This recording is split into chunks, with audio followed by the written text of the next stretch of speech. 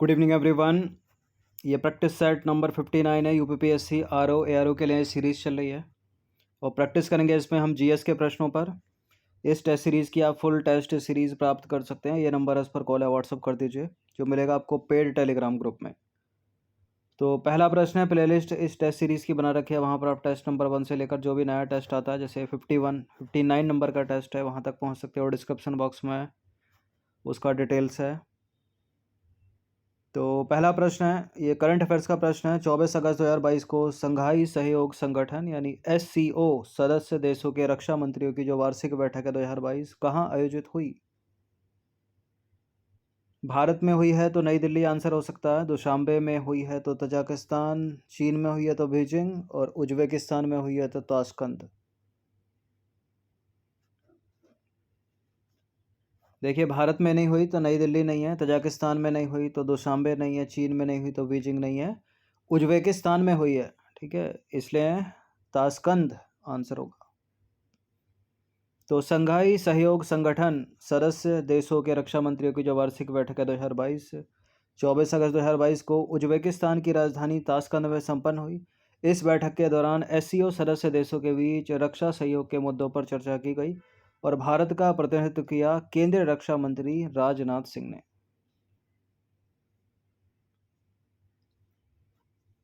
Question number 2 पर आ जाइए। 24 अगस्त 2022 को भारत ब्राज़ील संयुक्त आयोग की 8वीं बैठक 2022 संपन्न हुई कहाँ पर? भारत ब्राज़ील संयुक्त आयोग की 8वीं बैठक ये ब्राज़ील में संपन्न हुई है, ब्राज़ील की राजधानी ब्राज़ीलिया में। तो 24 अगस्त 2022 को भारत ब्राज़ील संयुक्त आयोग की 8वीं बैठक जो है 24 अगस्त 2022 को ब्राज़ील की राजधानी ब्राज़ीलिया में संपन्न हुई और भारत के विदेश मंत्री डॉक्टर एस जयशंकर और ब्राज़ील के विदेश मंत्री कार्लोस फ्रेंका ने जो है इसकी अध्यक्षता की।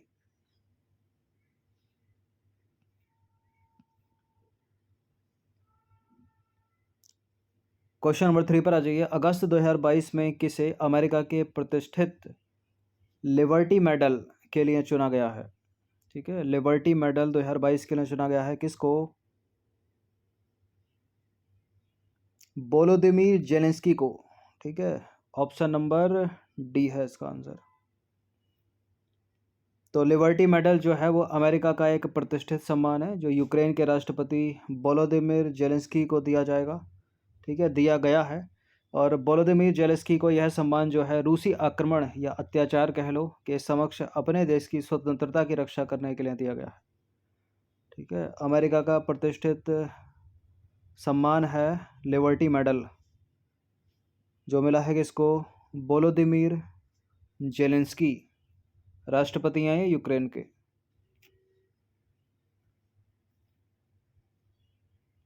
क्वेश्चन नंबर 4 पर आ जाइए। निम्नलिखित में से कहाँ पर चाय का उत्पादन नहीं होता है? तुर्की का काला सागर तटवर्ती क्षेत्र, इंडोनेशिया का पश्चिमी जावा क्षेत्र, गुजरात का कच्छ क्षेत्र और चीन का सिक्यांग घाटी, चीन की सिक्यांग घाटी। चाय का उत्पादन तुर्की का जो काला सागर तटवर्ती क्षेत्र है वहाँ होता है, इंडोनेशिया का जावा पश्चिमी क्षेत्र में भी होता है, गुजरात के कच्छ में नहीं है चाय। ठीक है, चीन का सिक्यांग घाटी, चीन की सिक्यांग घाटी, तो सी है इसका आंसर। तो देखिए, तुर्की का जो काला सागर तटवर्ती क्षेत्र है वहाँ पर, ठीक है, श्रीलंका का कांडी बेसिन, इंडोनेशिया का पश्चिमी जावा क्षेत्र और चीन की सिक्यांग घाटी चाय के उत्पादन के लिए प्रसिद्ध है।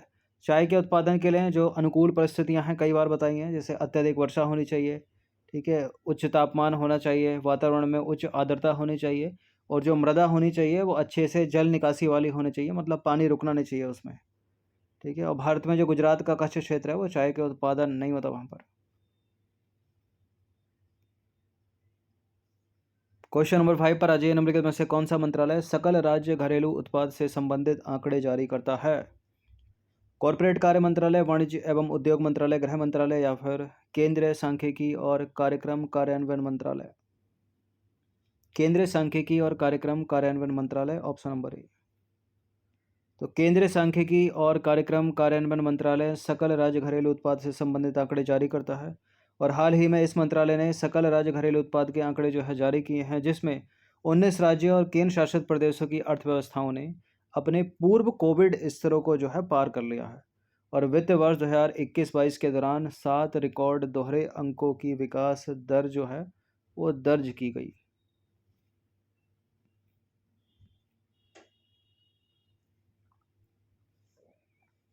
क्वेश्चन नंबर 6 पर आ जाइए। आधुनिक भारत में किस शासक के सैन्य प्रशासन को भारतीय पृष्ठभूमि में ब्रिटिश फ्रांसीसी सैन्य व्यवस्था कहा जाता था? Ranjit Singh, option number D. तो रणजीत सिंह ने अपनी सेना को पश्चिमी आधार पर विकसित किया था। अमृतसर की संधि के उपरांत इसकी आवश्यकता समझते हुए ऐसी व्यवस्था की गई थी। उनके सैन्य संगठन को भारतीय पृष्ठभूमि में ब्रिटिश फ्रांसीसी सैन्य व्यवस्था कहा जाता था। क्वेश्चन नंबर 7 पर आ जाइए। सूची 1 को सूची 2 के साथ सम्मिलित कीजिए। सूची 1 में है संधि, जैसे कि सालवाई की संधि, पूना की संधि, पुरंदर की संधि और सुरजी अर्जन गांव की संधि। ये समय या वर्ष से, ठीक है, बड़ी इंपॉर्टेंट है। यहाँ पर सालवाई की संधि बहुत बार एग्जाम में पूछी गई है। इससे क्या एलिमिनेट हो जाएगा? सालवाई की संधि हुई थी 1782 में, यानी ए का हो जाएगा बी, 17 मई 1782 को। और पूना की संधि हुई थी कब? पूना की संधि इसके बाद हुई थी, यानी ये हुई थी 1817 में, 13 जून 1817 में। और पुरंदर की संधि हुई थी 1776 में, 1 मार्च 1776। और सुरजी अर्जन गांव की संधि हुई थी 30 दिसंबर 1830 को, ठीक है, यानी सबसे बाद में। तो जो सही कूट होगा वो ए का हो गया 2 और बी का हो गया 1। ए का हो गया 2, बी का 1, दो में है तो इनमें से एक आंसर है। ए का 2 कुछ इस तरह से इंटरचेंज रहेगा, ठीक है। ए का 2, बी का 1 और सी का 4 और डी का 3, बी हो जाएगा इसका आंसर।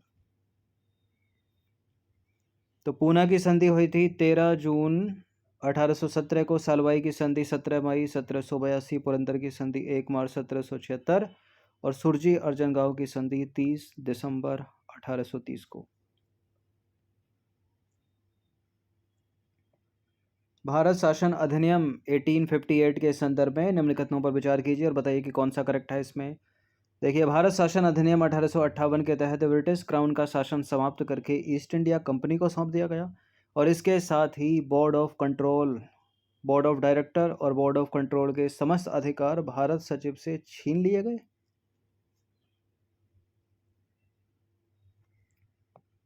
देखिए, दोनों के दोनों ब्लंडर हैं ये, ठीक है, गलत हैं दोनों के दोनों।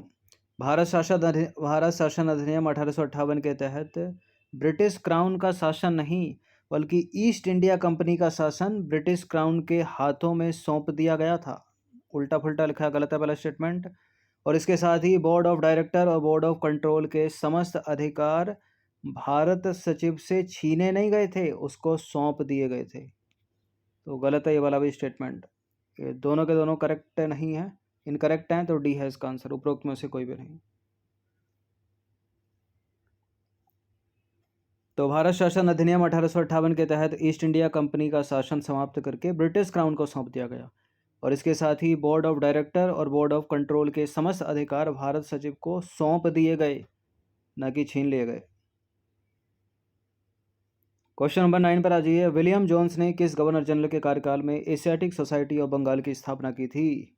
Dalhousie, Cornwallis, William Bentinck, Warren Hastings. Warren Hastings, option number D. तो विलियम जोन्स ने कलकत्ता के गवर्नर जनरल वॉरेन हेस्टिंग के कार्यकाल में जो है वर्ष 1784 में एशियाटिक सोसाइटी ऑफ बंगाल की स्थापना की थी और इसका समय है वॉरेन हेस्टिंग का 1773 से 1785 गवर्नर जनरल के रूप में। 10वां प्रश्न है, हॉट स्पॉट की संकल्पना किस पर्यावरणविद द्वारा विकसित की गई थी? कल का टेस्ट अगर जिसने देखा होगा तो करेक्ट कर ले जाओगे इसका आंसर, नॉर्मन मॉयर्स।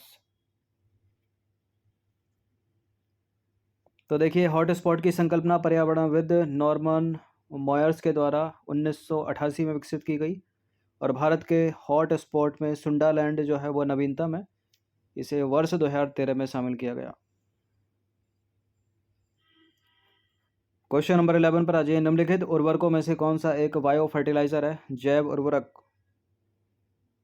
ये तो पता होगा आपको, एजोटोबैक्टर। तो एजोटोबैक्टर वायवीय स्वतंत्र जीवी मृदा में वास करने वाले जो है नाइट्रोजन स्थिरीकरण जीवाणु हैं। इनका प्रयोग होता है बायो फर्टिलाइजर के रूप में पौधे की वृद्धि और उनकी उपज बढ़ाने के लिए। ये करंट अफेयर्स का सवाल है। भारत की पहली वाणिज्यिक अंतरिक्ष स्थिति परक जागरूकता वेधशाला कहाँ स्थापित की जाएगी? ये स्थापित की जाएगी उत्तराखंड में, ठीक है, उत्तराखंड के गढ़वाल क्षेत्र में।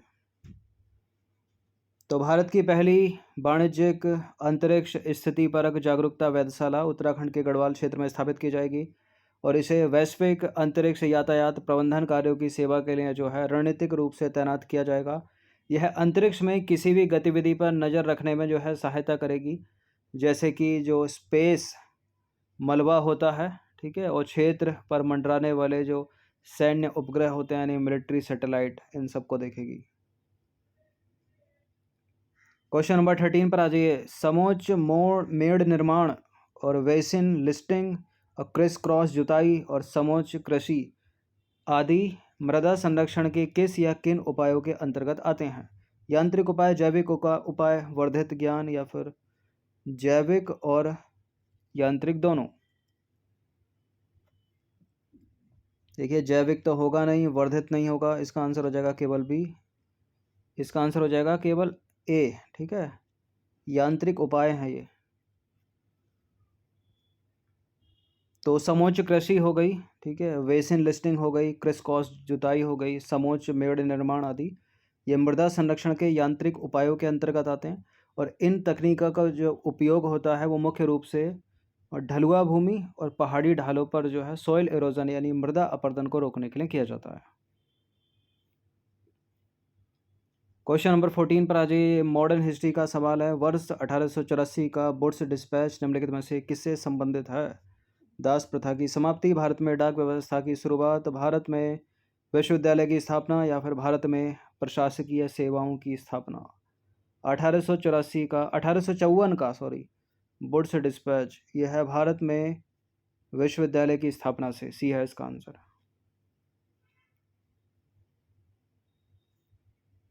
तो वुड्स डिस्पैच 1854 की बात करें तो इसे भारतीय शिक्षा का मैग्ना कार्टा कहा जाता है, क्योंकि इसके अंतर्गत भारत में शिक्षा के विकास से संबंधित पहला विस्तृत प्रस्ताव था। इसकी सिफारिशों की अगर बात की जाए तो कौन कौन सी थी इसमें सिफारिशें? गांव में देसी भाषा की प्राथमिक पाठशाला की स्थापना करना, कलकत्ता, बम्बई और मद्रास में विश्वविद्यालय की स्थापना करना, उच्च शिक्षा का माध्यम अंग्रेजी को बनाना और स्त्री शिक्षा व व्यावसायिक शिक्षा के महत्व पर जोर देना। क्वेश्चन नंबर 15 है। निम्नलिखित में से किस वर्ष नमामि गंगे कार्यक्रम आरंभ किया गया था? उसी वर्ष आरंभ किया गया था ये जिस वर्ष है स्वच्छ भारत अभियान, यानी 2014 का है, अभी जून 2014। तो नमामि गंगे कार्यक्रम एक एकीकृत संरक्षण मिशन है जिसे जून 2014 में केंद्र सरकार द्वारा फ्लैगशिप कार्यक्रम के रूप में अनुमोदित किया गया, ताकि प्रदूषण के प्रभावी उन्मूलन और राष्ट्रीय नदी जो है अपनी गंगा के संरक्षण और कायाकल्प के दोहरे उद्देश्यों को जो है पूरा किया जा सके।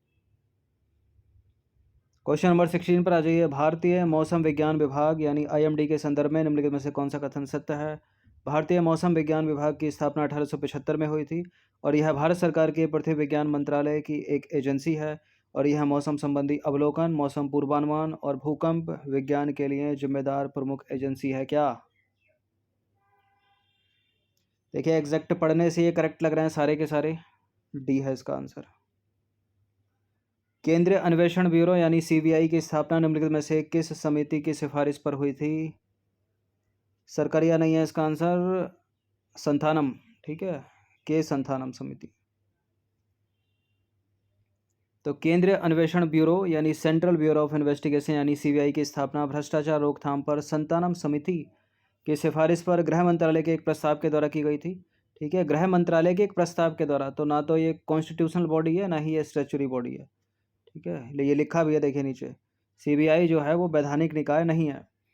CBI केंद्र सरकार की एक प्रमुख अन्वेषण एजेंसी है। यह केंद्रीय सतर्कता आयोग और लोकपाल को भी सहायता प्रदान करती है और यह भारत में नोडल पुलिस एजेंसी भी है जो इंटरपोल सदस्य देशों की ओर से जांच का समन्वय करती है। सीबीआई जो है वैधानिक निकाय नहीं है, यह दिल्ली विशेष पुलिस स्थापना अधिनियम 1946 से जो है अपनी शक्तियां प्राप्त करती है।